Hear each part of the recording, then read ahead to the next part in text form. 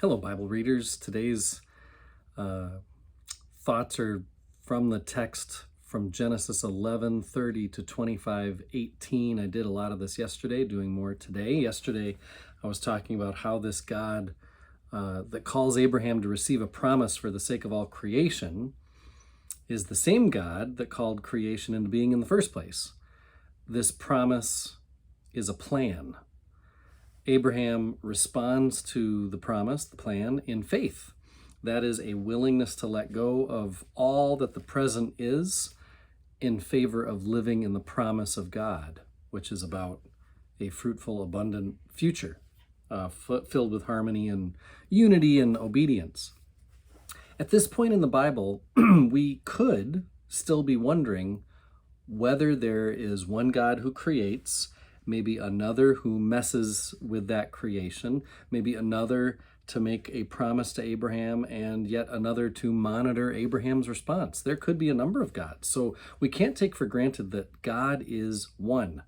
God tests, and that same God provides. And there is unity in the testing and the providing. Unity because they come from the same one God with the same one purpose, unity and harmony and obedience of creation. So I'm going to invite you actually at this point to read Hebrews 11. You can pause me now. I want you to read Hebrews 11 to read a New Testament discussion of what a New Testament writer thinks God is up to in these Genesis stories. Brueggemann names a few things to notice from the conversation in Hebrews 11. Number one, and this is about, of course, Genesis 12 and beyond, the promise of land is made to a landless people. The outlandishness of this promise to nomads should not be missed. I mean, it would be an easy promise to make from God if the promise of land is made to people who are already wealthy. Number two, the promise of an heir is made to a barren, hopeless couple. Of course, the second promise has to come through for the first promise to work. No descendants, and there will be no people to populate the land that is given.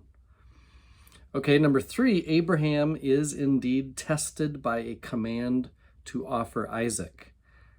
That event puts everything promised in danger.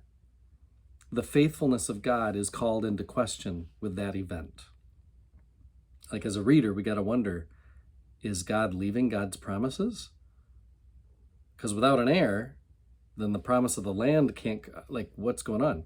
So these three issues together, believing a land will be given, believing an heir will be born, believing God can provide beyond the moment of testing, they push us, like they pushed Abraham, to consider faith.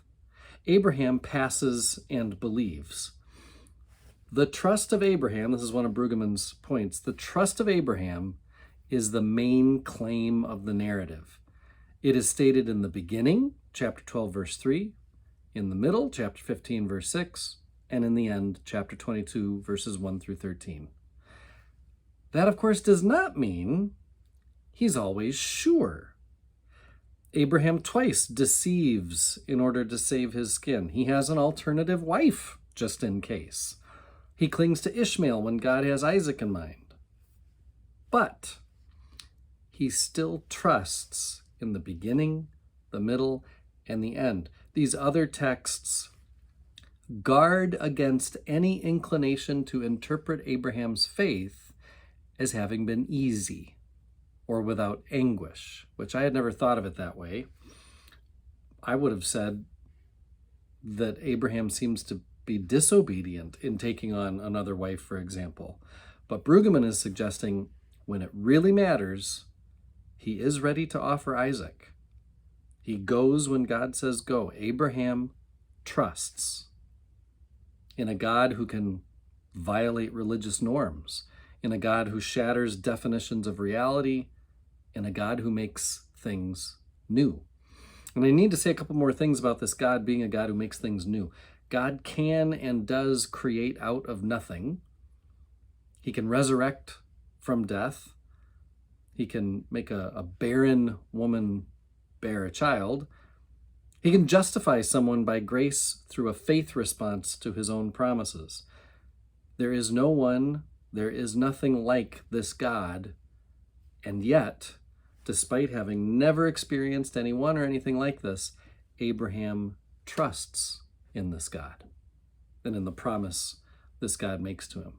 That's the miracle of the accepted call of God, is that Abraham accepts it.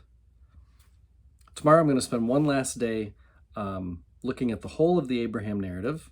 2 days from now, I'm going to get into chapter 11, verse 30 through chapter 12, verse 9. I am one with my God. My God is with us, all of us, at all times and in all places.